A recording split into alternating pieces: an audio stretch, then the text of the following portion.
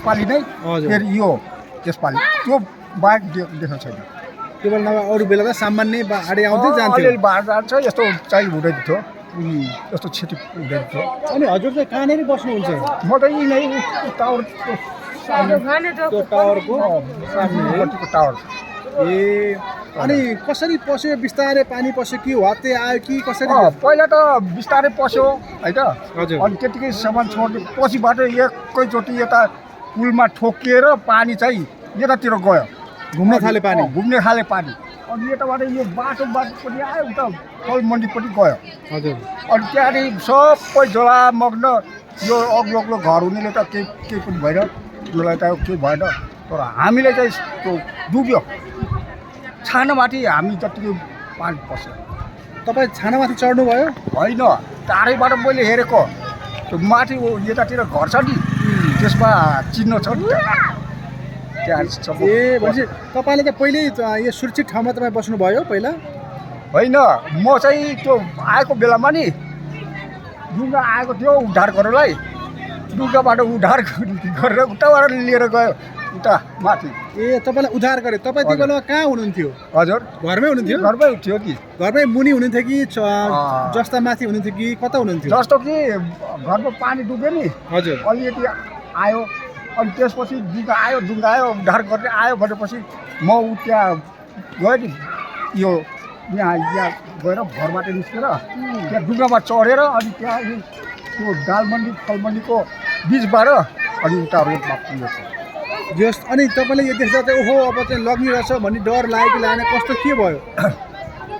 अब होस हवासै होइन, कता हो के गरौँ, कता जाउँ कता के गरौँ भनेर त्यतिकै गएर उहाँ त्योबाट राफ्टिङकोबाट त्यहाँ ओह्रालिदियो सुरक्षित ठाउँमा। उहाँदेखि चाहिँ म एकैचोटि उसमा गएर त्यो चोकमा गएर अनि त्यहाँ बसेर अनि चिया खायो अनि त्यसबाट फर्केर आयो। अनि फर्केर आएर फेरि यतातिर बस्यौँ। अनि त्यसपछि आएर यता पानी घट्यो नि, पानी घटेपछि चाहिँ फेरि म चाहिँ अर्कोतिर गयौँ। त्यसरी किन अर्कोतिर जानु? हजुर, किन अर्कोतिर जानु? घरमा छैन त, घरै सबै खतम पारिदियो, भट्कायो। अहिले पनि भट्केको छ, हिलो भयो सबै कुरो, बस्ने ठाउँ नभएको। त्यसैले गर्दा बाढी घटेर मात्रै अनि पछि अर्को दिन चाहिँ आएर हेऱ्यौँ अनि त्यहाँबाट त्यो त्यहाँ आएपछि अनि हेऱ्यौँ है घर त छानामाथि पनि लेटो माटै सबै सामान बिगार्यो नि। अहिले यी सामान हेर्नु जानुहोस् न, अहिले त्यहीबाट गएर त्यो अग्लो तहर घर छ नि भित्र हेर्नुहोस् न, सबै सामान तपाईँको लग्यो। के लग्यो बा हजुर?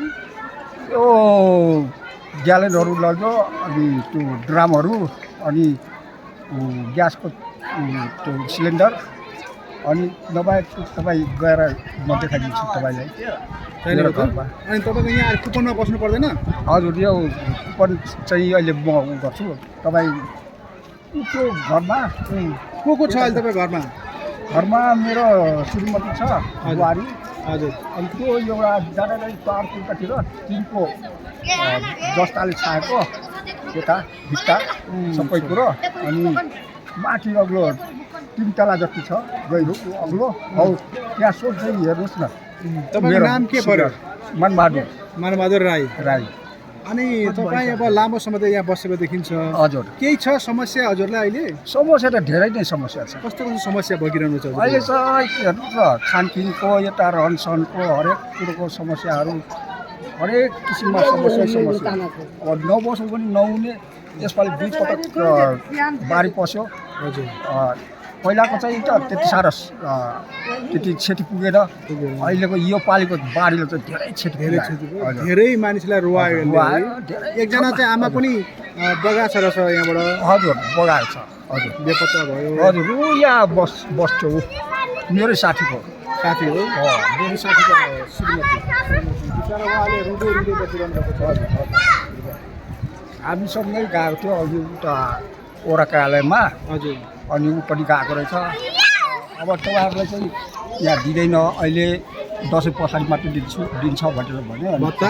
भत्ता अनि त्यसैले गर्दा अब फर्केर आयौँ हामी यो तपाईँले लट्ठी यो टेक्नु भएछ नि हजुर यो किन टेक्नु भएको हजुरलाई यो त मेरो कमर ढाडको दुख्छ समस्या छ। ढाड दुख्छ यो दुख्छ अर्को राम्रो छैन यो लट्ठी छैन अर्को सानो त्यो भाँच्यो भाँचियो बारीले लग्यो कि के हो भाँच्यो भाँचियो हजुर अनि त्यसपछि अर्को लट्ठी थियो खै कता कता गयो अनि त्यसपछि यो चाहिँ गयो उता त्यो काठको थियो हजुर। अनि त्यसलाई ल्याएर काटेर अनि टेक्नु थाल्यो यो बनाउनु भयो हजुर आफैले बनाउनु भयो हजुरले त्यो यस्तो थियो तर काटेर चाहिँ बनाउनु भयो। हजुर बनाएको यसले सहायता गरिरहेछ अहिले हजुर सहायता गरिरहेको छ म हिँड्नु नसक्नेलाई नि हजुर यसले धेरै सहायता गरिरहेको छ अहिले गएर आउनु त अहिले त्यो गाडीलाई जान दिनु होला हजुर अनि हजुरको पहाड घर कता पर्यो मेरो हजुर मेरो त उता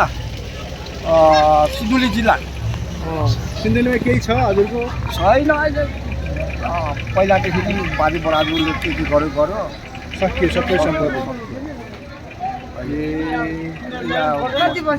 हजुर पछि तपाईँ लामो समयदेखि यहाँ बसिरहनु भएको छ अब सबै सामानहरू बिगारेको छ अब यहाँ राहत अनि खानेकुरा हजुर यहीँ अहिले बाँडिरहेको छ नि हजुर हजुर यही खानेकुरा खाइरहनु छ हजुर हजुर त्यही खाइरहेको छु बिहान बेलुका दिइरहेछ हजुर कहिले दिन्छु बिहान बेलुका कहिले एक साँझ कहिले आफ्नो आफन्तकोमा गएर खाइरहनु खान्छु अनि यो लाउने कुरा सबै बगायो होला फेरि बगायो यो चाहिँ नि मेरो छोरी जुवाइले दिएको यो पनि छोरी जुवाइले दिएको यो पनि छोरी जुवाइले दिएको सब उहाँले ल्याइदिनु भयो उहाँले ल्याइदियो टोपी पनि उहाँकै हो टोपीको साइज अलिक ठुलो रहेछ टोपी है तपाईँलाई अलिक उ भयो हजुर। अब जाडो समय छ अलिक तातो लुगा पनि चाहिएको छ हजुर हजुर अनि अहिले चाहिँ यो तपाईँलाई खानेकुरा चाहिँ कस्तो कस्तो तपाईँले खाइरहनु भएको यो सामान्य दाल भात तरकारी दाल भात तरकारी अब कुनै बेला मासु मासु पनि रहेछ कुखुराको मासु अनि स्वास्थ्य अवस्था कस्तो छ तपाईँको स्वास्थ्य अवस्था मा बसिरहेको छ स्वास्थ्य शिविर उसले उपचार गर्दैछ हजुर उपचार के दियो औषधि के दियो औषधिहरू त आजको हिजोको चाहिँ म तपाईँले देख्नु यहीँ छ है यहीँ बोकेर हिँड्नु भएको छ औषधि पनि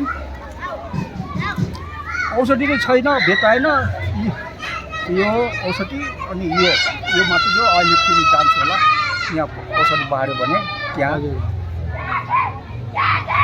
धेरै समस्या रहेछ अन्त राख्नु भयो हजुरलाई हामीलाई दुःख दिन होइन यो एउटा औषधिहरू छैन औषधि यति औषधि खाइरहनु भएको छ है अनि यो कहिले काहीँ झल्को आउँछ यत्रो बाढी आएको फेरि पानी पर्दा झस्किने ओहो पानी पर्ला कि फेरि त्यस्तो हुन्छ कि हुँदैन अहिले त्यो एकदमै छ मलाई लाग्छ किनभनेदेखि नि पछि फेरि त्यसै हुनसक्छ कि भन्ने डर छ फेरि आउने सम्भावना देख्नुहुन्छ डर लाग्छ है यसो हजुर यस्तो भएन भने ठिकै छ भइदियो भने फेरि सरकारले केही गर्दछ भने चाहिरहनु भएको छ हजुरले सरकारले त हामीलाई जस्तो कि व्यवस्था मिलाइदियो खानापिना यताउता सबै व्यवस्था मिलाइदिनुहोस् भनेर हामी गरिरहेको छौँ तर खै सरकारले अहिलेसम्म अलिअलि खानापिना दिइरहनु भएको छ अनि एउटा सिक्ने यताउता चाहिँ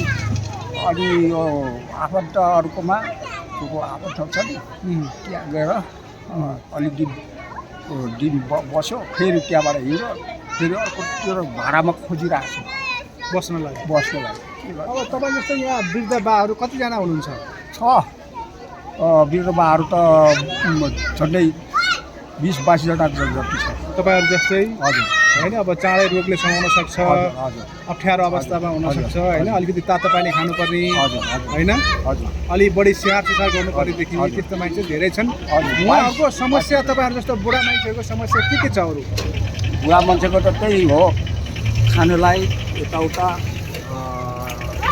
हरेक कुरोमा हिँड्नुलाई अनि कतै पनि त्यो अलिअलि यताउता ओहोरदोहोर गर्नलाई पनि समस्या छ खर्च छैन केही छैन अब जे भयो त्यही उपाय त्यही बाटै हो अब त्यही गर्नु